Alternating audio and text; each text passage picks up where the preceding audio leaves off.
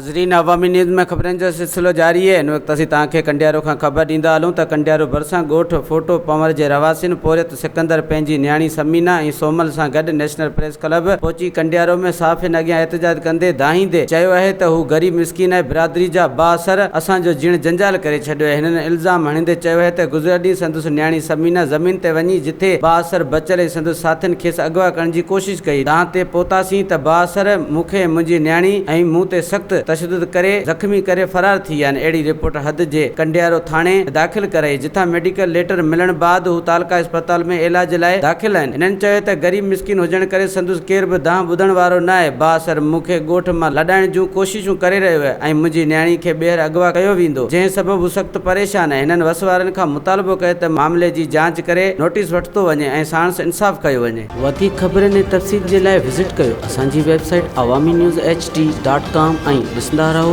Awami news HD।